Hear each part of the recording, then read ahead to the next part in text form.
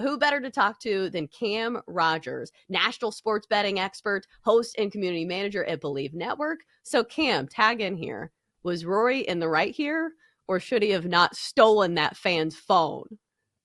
This feels like when you're in high school and you're texting on your Motorola. At least that was the case for me back then. Then Your the teacher razor. takes it from you. Then you get it back after class. Like, that's kind of what happened here.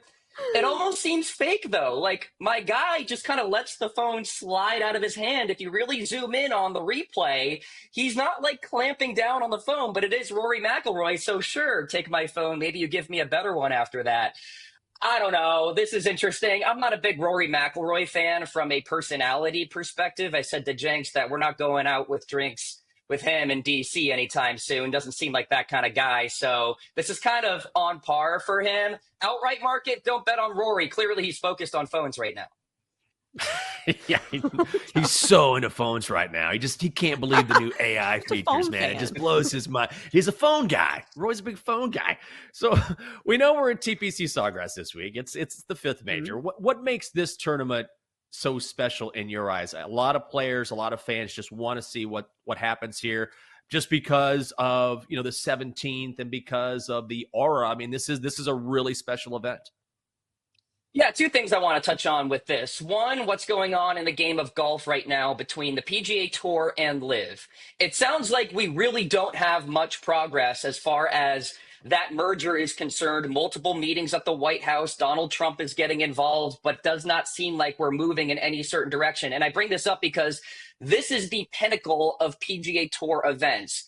If you recall, none of the majors are run by the PGA Tour. This is the biggest event on the schedule for the tour. So they're going to go all out in terms of television experience, fan engagement, that sort of thing to really create this rallying call for PGA Tour fans out there that, hey, we're not going anywhere. LIV is not any sort of threat to us. These ongoing negotiations are not an issue. That's point number one. Now, just from a typical tournament perspective, I love this golf course. It brings in different types of golfers into the fray who can actually win this week.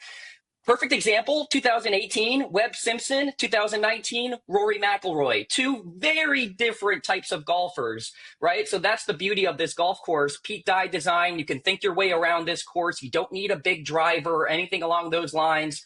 Siwoo Kim won here in 2017. Davis Love was a big factor on this golf course, not a long hitter. So that's what's exciting about me. And I will say that this is probably one of the most difficult tournaments to handicap just because it's so volatile. There's wind, there's water, it's the Florida swing, and anything can happen. Yeah, but Scottie Scheffler's playing, and it feels like at this point, he almost feels like Patrick Mahomes in his prime. Remember when it's like the casual fans are like, don't bet against Patrick Mahomes? Same people could be like, hey, just put your money on Scottie Scheffler and be done with it. He's won this event 2 times in a row, and it feels like he's, getting back to form. Can you talk people off betting on Scottie Scheffler at this one? I can, because his putter is bleeding strokes right now. Now, with that said, you don't really need a great putter at this golf course. In fact, I would say it's pretty irrelevant. But still, if he's like losing 5 strokes with his flat stick, sure, he'll finish T8, but he's not going to win the golf tournament. And that means no value for bettors out there, because even a top 5 finish, I'm pretty sure at BetMGM, you're laying some juice there. So it's like, at what point do you just say, no, he's unbettable, and I'll root for him on the sideline and bet on other golfers out there? That's kind of my mindset. I just don't see any value in the outright markets or top finishes, maybe a parlay where you can get some better odds. But aside from that, I just think he's unbettable at this juncture. But to your point about how he's playing right now, not quite on last year's level, but still very good. The form is fantastic from a ball striking perspective. So would not be surprised to see him finish highly on the leaderboard. But again, how much money are you really making if he finishes T6? Cam, so just some names I'm looking at, and then I want to find out who you like. But I'm seeing a lot of people on Hideki Matsuyama at 28-1 because he got to win at the Century. I see some people thinking that maybe Justin Thomas can make a run because even though he's maddeningly inconsistent, he has 3 top 10s so far this season. Who is a guy that you like that you think can make a run here? I almost picked Hideki Matsuyama to win this tournament. He was 1B on my list. You guys recall that COVID year, he was the first round leader, so he's the unofficial champion of the 2020 Players Championship. But That aside, really, really good form. 9th in strokes gained total on the PGA Tour, 13th in tee to green. Really balanced game. Doesn't really have a weakness. What really strikes me is he has that rare combination of great iron play, but also great around the green game. So if the irons are off, he can save himself with the scrambling. Great history here overall at the Players' Championship, too. Here's a key trend. 14 of the last 17 winners of this tournament played in the AM/PM wave on Thursday. I don't know. If this was like a 6-year string, maybe I'd throw it out the window, guys. But there's something there to starting in the morning on the Florida swing on that Thursday. Hideki does play in the morning today. I like Justin Thomas, too. He is officially a top 20 bet for me. You're getting plus money over at BetMGM, by the way. BetMGM is the best to bet on golf because they pay ties out in full. Most of the other books don't do that with these finishing positions. So shout out to BetMGM. Hell yeah. Shout out to our network sponsor. We'll take that all day.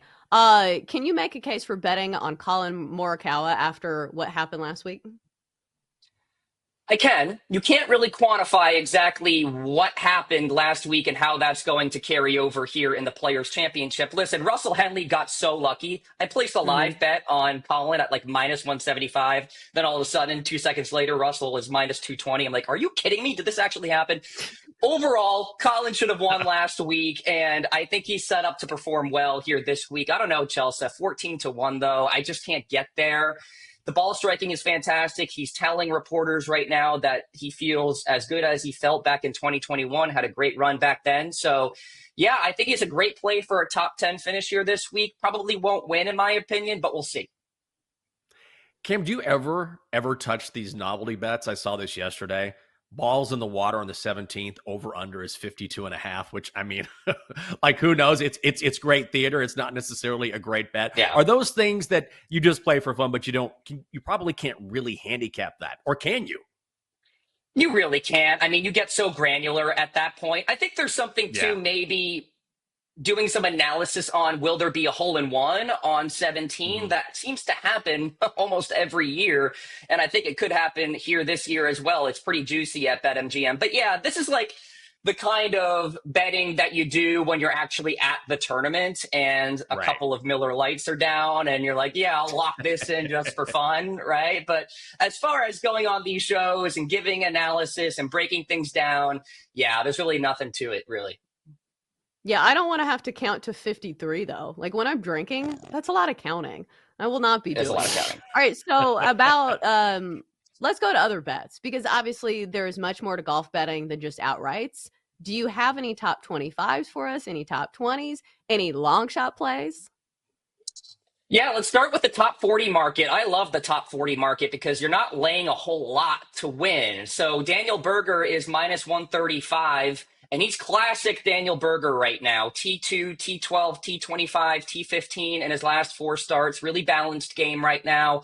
And he loves those less than driver golf courses. That's the case here this week. T13, T9 in his last 2 Players' Championship starts. Jason Day played well last week. He's minus 125 for a top 40. And he's been top 40 in 5 of his 6 starts so far this PGA Tour season. He's got the 4th best average score at TPC Sawgrass in the last 6 years. So keep an eye on Jason Day, seeing a bit of a resurgence with him. As far as long shots are concerned, Brian Harman is 80-1. He was runner-up last year, 4 top 8s at the Players since 2015. He's making cuts. He's finishing top 25. That tells you that he's starting to get to that point where maybe he can burst and win. Taylor Pendrith is also interesting at 82-1, 13th year a few years ago.